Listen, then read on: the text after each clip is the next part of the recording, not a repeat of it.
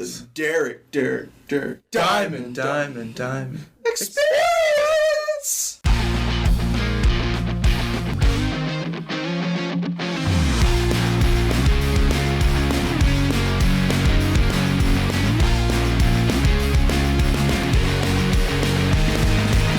Welcome to another episode of the Derek Diamond Experience podcast. I'm your host, Derek Diamond, and if you haven't yet, be sure to check out both of last week's episodes. The first featuring camera operator Steve Matzinger.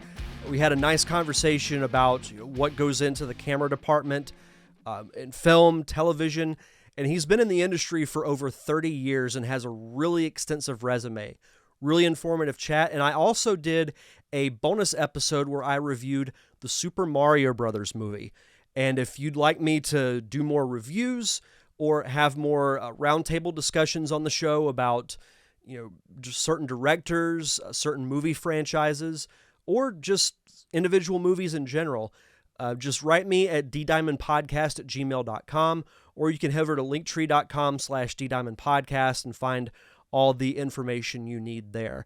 But for this week's show, I'll be chatting with actor, writer, and director Brandon McLemore. His latest film, Dark Entities, was just released on streaming. Just listen to the episode and you'll be able to find out where you can watch it. The link will also be in the show notes as well. But we had a nice conversation. It turns out that he's located not too far from me, which is actually quite surprising because I'm so used to chatting with filmmakers in Los Angeles, sometimes in New York, occasionally Atlanta or somewhere like that. So it was really encouraging to hear that because, with the advancement of technology in filmmaking, you can really make a film anywhere as long as you can find the right resources, find the right people, the right amount of help, a good kind of help. So it was a really encouraging conversation. It was great getting to pick his brain about making a feature film. As someone who hasn't done that yet, it was good to kind of get some inside knowledge on that. And he was just great to chat with, and hopefully you guys will enjoy hearing it. So here is my conversation with Brandon McLemore.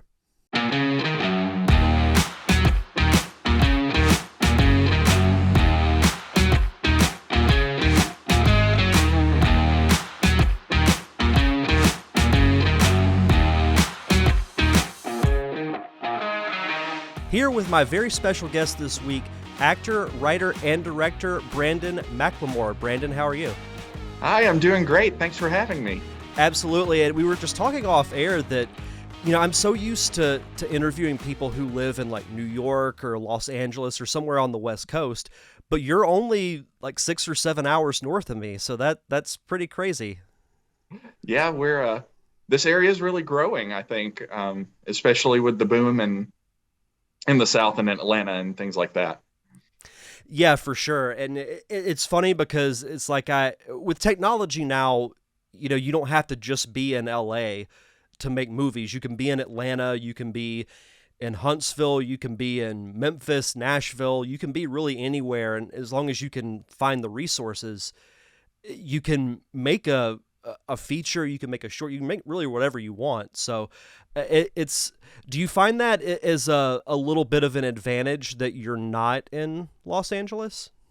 In some ways, I think so. Of course, you have more, people with experience in the business if you're out in an area like that. But you have so many eager people here that have the talent that don't really get the chance to do that. And then, it's probably cheaper to do it here rather than somewhere out in LA or New York. And it's probably much easier to get a permit to film somewhere and everything like that. So, I didn't really face any major challenges. I feel like filming in the area that I'm in North Alabama. So, I'm happy with how everything's gone. Yeah, I could probably imagine also that with this not being Los Angeles and you go to a location, you're like, hey, we'd love to film a movie here. They're probably more excited about it. Like in LA, it's probably like that happens on Tuesday or Wednesday. Yeah. But, because I know with my shorts here, we filmed in a local restaurant for my most recent one, and they were all about, letting us use their location. Like, they thought it was a really cool thing. Is that something that you've experienced as well? Yes, we have several different locations within the film, and I remember especially the antique store.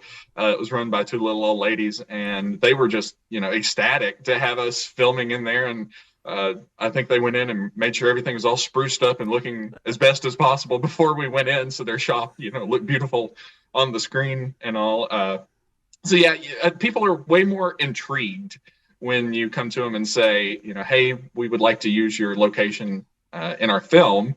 I think in a way it's something that they just don't expect. Whereas, like you said, in LA, it's probably this again. Yeah. Yeah, absolutely. Before we get into your film Dark Entities, I wanted to start at the beginning, because I say this pretty much at the start of every episode. There's not a how-to guidebook on how to be a filmmaker. Like, there's no set path to do it. So what was it that drew your interest in film, and what made you want to pursue it?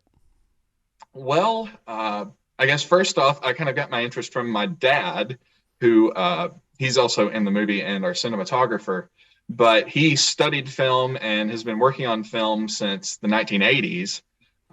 So that's kind of my introduction into it. And then from just a young age, I was introduced to pageants and plays and musicals. So I kind of, already had that side of things as well. And then about, oh wow, how long has it been now? 14 or so years ago, that's kind of when we started making little short films, and then it grew into now our big feature, Dark Entities. But of course, with Dark Entities, we came up with the idea again several years ago. And of course, I love writing and everything, so it's a lot of different facets of things that I like that have just come together between the acting, the writing, the directing, and so forth. So yeah, it's not just a straightforward, hey, I studied this at film school, which I did. My undergraduate degree was in broadcasting. So again, I got professional training in a related field. And again, just like I said, it's a lot of different strings coming together to get me into it. And you make a good point, because I did the same thing. My major in college was in video broadcasting. Like, it was more of a television degree. Right. And there are differences in film, but I still feel like if you do broadcasting, you get a little bit of an understanding to where you're not just going in, blindsided by so many things when you're on a film set. Like, you can get some sort of a training. So no, I can totally relate to that. That's really cool. You said that you had the idea for Dark Entities several years ago before you guys actually made it. What was it that made you decide to take the chance and say, hey, I want to make this movie happen? Well, and again, it's kind of a long process. It was 10 to 12 years ago when we came up with the idea.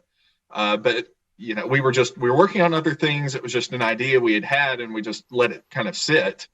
And then about 2015, I got the idea to just write it into a script. I didn't even necessarily have the intention of filming it.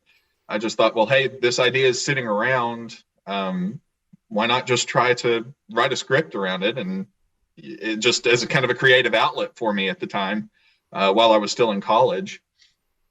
So yeah, that's just kind of how that started. And then I worked on that just on and off several years. And once I finally got a script and we read it and we liked it, we decided, well, hey, we'll actually try to turn this into a movie and do a huge feature length film, because a lot of our stuff had been in the short department, and we wanted to branch out and do features. And yeah, we were happy with the script. So about 2.5 years ago, that's when we started filming. And of course, that was a challenge in itself at that time. But yeah, that's kind of the general how it got started. Did you intend for it to, like, when you started writing the script, did you have the intention for it to be a feature, or did it just evolve into that? Yes, I wanted it to be a feature. I thought from the beginning that this was a feature length idea that I could really expand on. And of course, at the time, supernatural horror films were really popular. And then I was really into 1970s horror films, and especially the supernatural things. So, and again, that's kind of all around the same time coming together to become what was or what is Dark Entities. And it's interesting you say that because, and I don't want to give away spoilers for anyone who has, well, the movie will be out by the time that the show's released, but not to give spoilers, I really liked the opening titles of the film because it took me back to like the 70s and, even earlier than that. Even with like the little credits at the very bottom of the title card, I'm like, this is really cool. Like it had that type of feel immediately. Yeah, so that's really cool.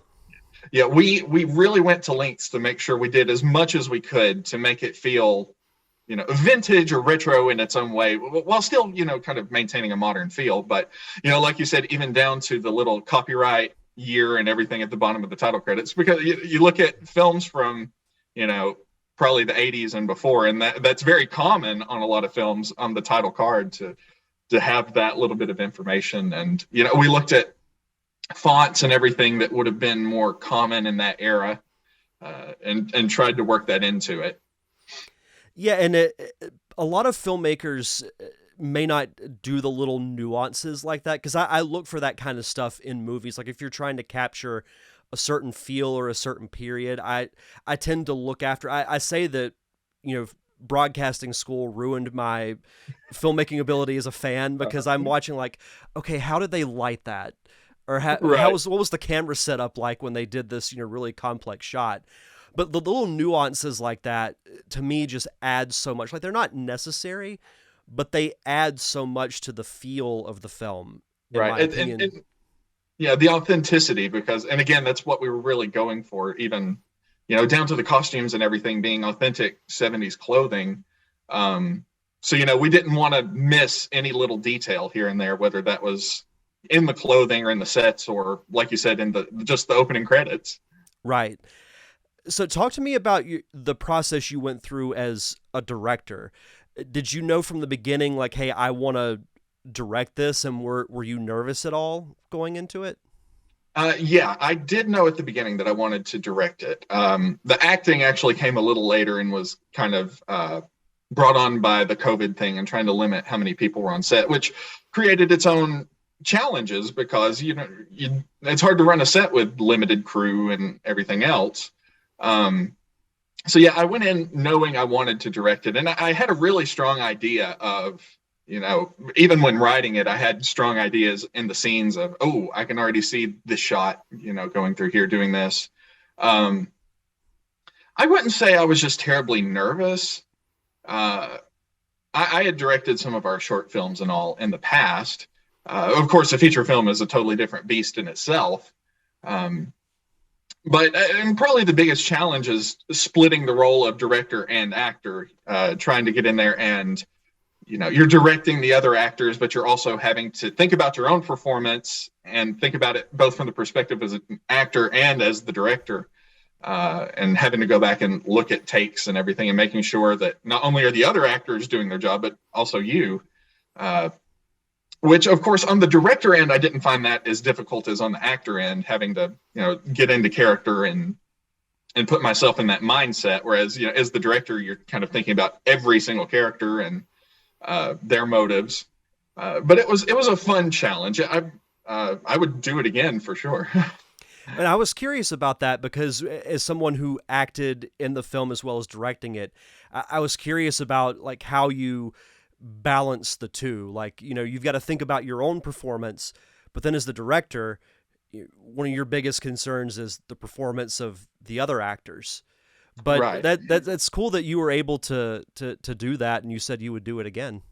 Yeah, and really, I think one of the biggest things that was beneficial to me was just, trying to stay organized, stay ahead of the game. So, after one shoot was done, go in and think about the next day and sit down with the cinematographer and everyone and just kind of already plan out what's going to happen.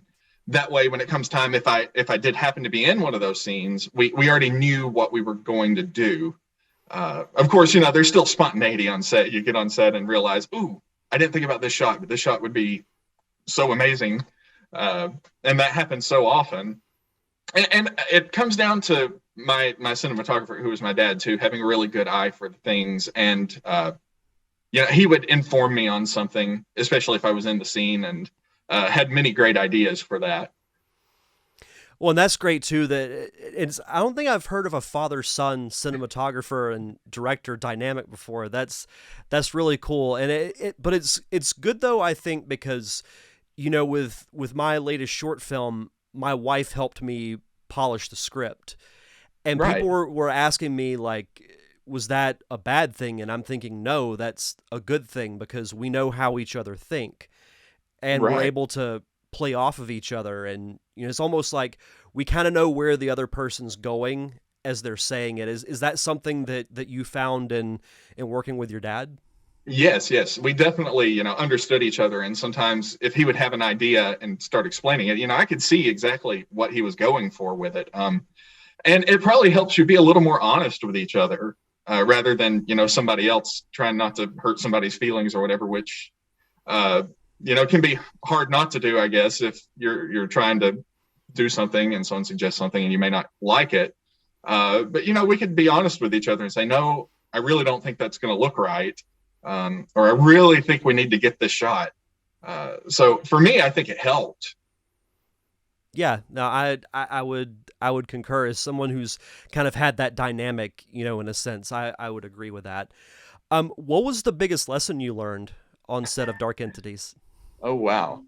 To be prepared for anything, really. The shooting and all actually went pretty smoothly. We stayed on schedule and all, but once you get into post and you start bringing in other people that, just things happen. You have people that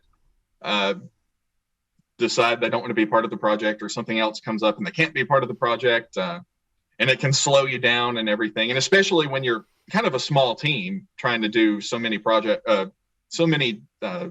jobs at once. So I would say that's probably the biggest thing, is just be prepared for the unexpected.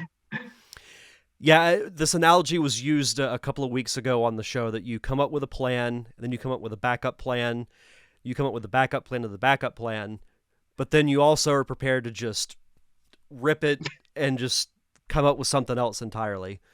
Right. And that's definitely true. Even just down to as simple as planning the scenes. If there's outdoor shots or something, you have to be prepared for the fact of weather.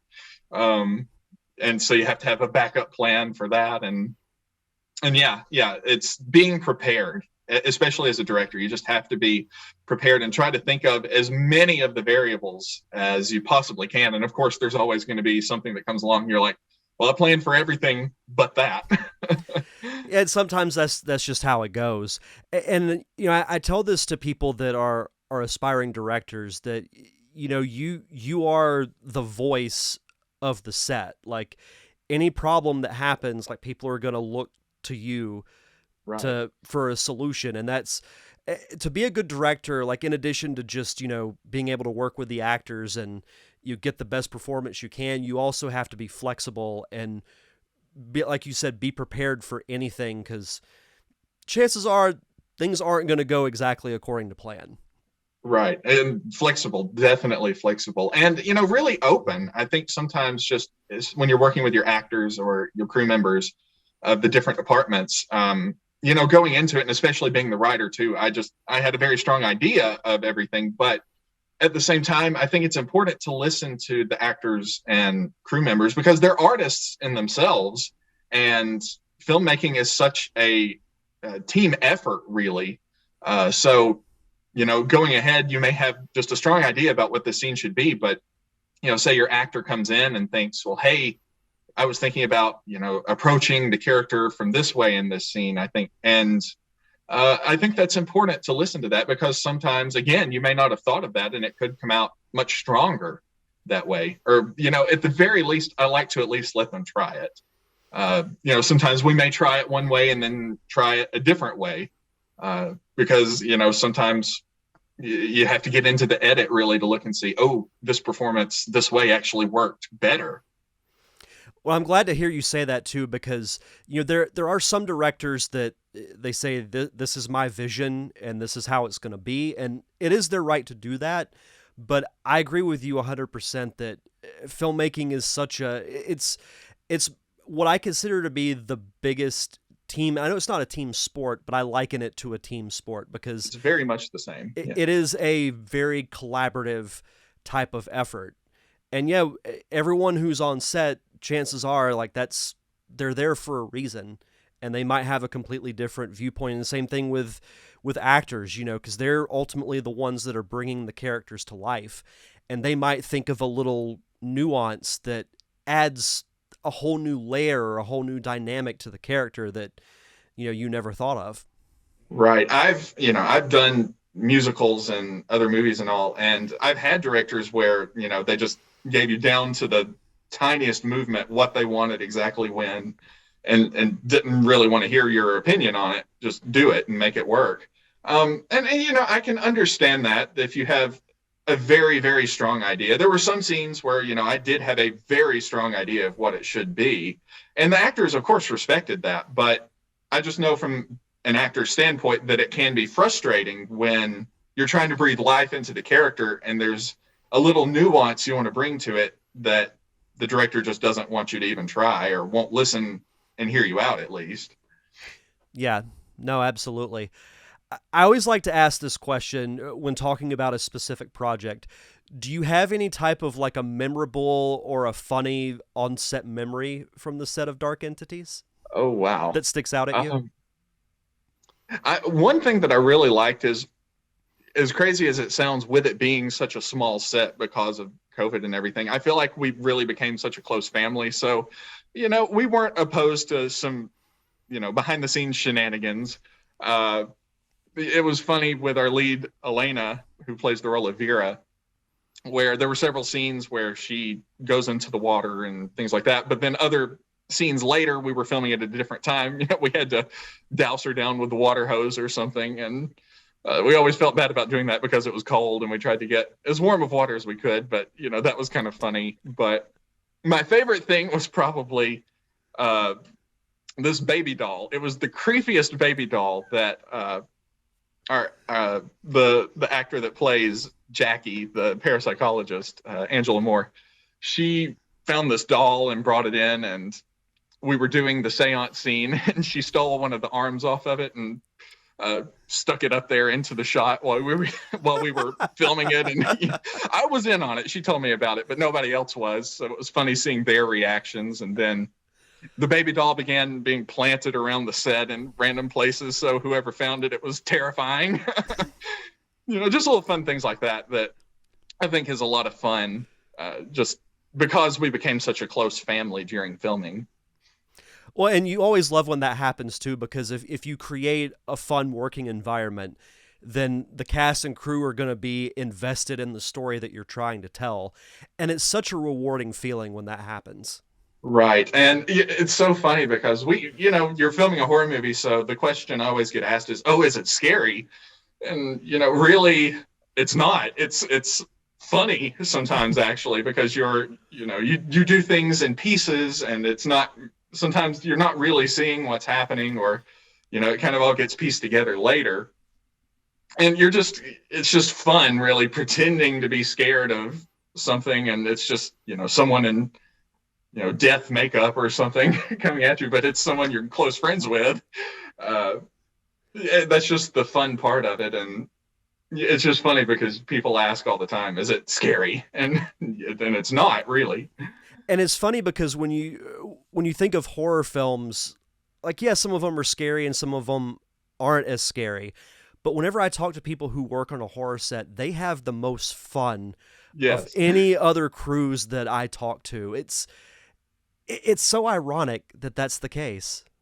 I think it's probably too because you are dealing with darker material, whether it's ghosts or even in ours, the characters have some deep traumas and things like that. And so I think it helps to have a light set and to have fun, especially on a horror movie when dealing with heavier material and darker material, it just keeps things light.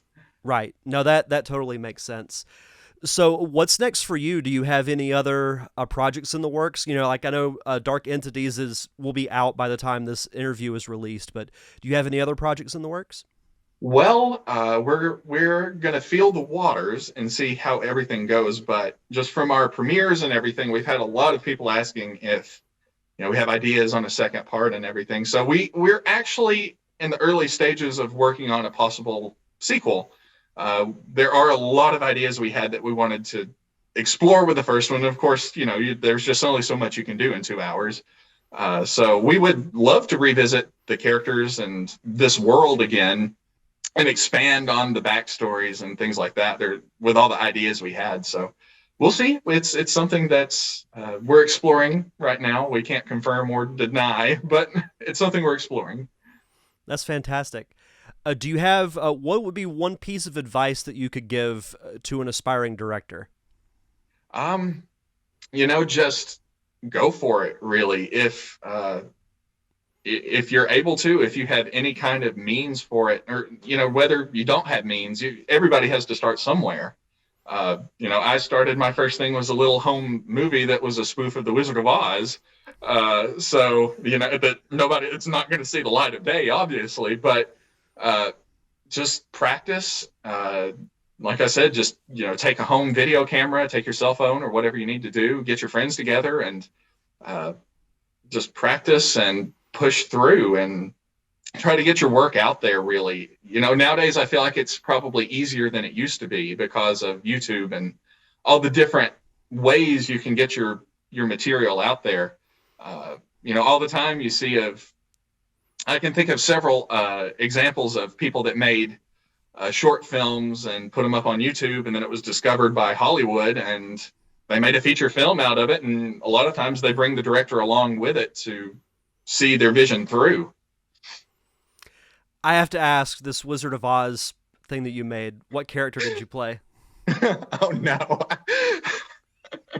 Well, multiple characters actually, because it was just me and a couple of friends, and Hey, hey, trust me, I can understand that. That's how I got started too, just getting friends together. And yeah, the stuff may not be great, but you learn and you have fun, and that's the important and really thing. That's the main thing at that point too, is just kind of learning as best as you can and having fun with it. Really, like I said, it's nothing I would ever want to see the light of day outside of the friends who were in it with me, and it's something funny to watch and look back on and see see you goofing off really, and how far you've come. Yeah, absolutely. Do you have a website or social media you'd like to plug, and how can people watch Dark Entities? Yes. You can follow Dark Entities on Facebook, Instagram, Twitter. If you would like to keep up with just general projects with me, I do have a Mirror Image Productions Facebook page as well. And then Dark Entities will be going up on streaming services. At this time, I don't know all of the services. I have seen it floating around Tubi and Roku, and I'm sure there's going to be many others, but you can check on Terra Films' website, which is the distribution company, and they will keep it up to date with all of the streaming services. I think, as it goes along, there will be more added to it, and as it grows and expands. So yeah, just check on the Terra Films page, and it should have all of the streaming services. Fantastic. Well, Brandon, thank you so much for taking the time to have this chat. This was great. Hey, thank you. I enjoyed it. It was great talking to you. Thank you again to Brandon McLemore for that awesome conversation. Be sure to check the show notes to see where you can find him on social media and where you can watch Dark Entities. For next week's episode, it is the return of the top 5 list, and I want to give a shout out to listener Wade Vatican for giving me the idea for this month's top 5 list. Top 5 TV series finales. I love a good series finale. Even if it's not a show that I particularly watch, I'm always curious as to how shows, especially those that run, 7, 8, 9, even 10 years, wrap up that much story within one episode or a multi-part finale. So that'll be a really fun list to do, really tough one too. So Be on the lookout for a post on Facebook at facebook.com/ddiamondpodcast, or if you want to email them to me, ddiamondpodcast@gmail.com. But until then, you can check out past episodes on Apple Podcasts, Spotify, wherever you get your podcast, as well as YouTube. Head over to linktree.com/ddiamondpodcast. It's where you can subscribe to the podcast, links to the YouTube channel, social media. Everything is in one location, linktree.com/ddiamondpodcast. And if you don't mind, please leave a review. The more reviews I get, the more visible I become to the podcasting public. For those that are searching for shows about movies, that might be movie lovers, that might be interested in filmmaking, the more reviews that I have, the more likely it is that this show will be among the top search results. So it definitely does help. It only takes a moment of your time. So if you were to do that, I would very much appreciate it. That's going to do it for this week's show. I'm your host, Derek Diamond, and we'll see you guys back here next week for another awesome episode of the Derek Diamond Experience podcast.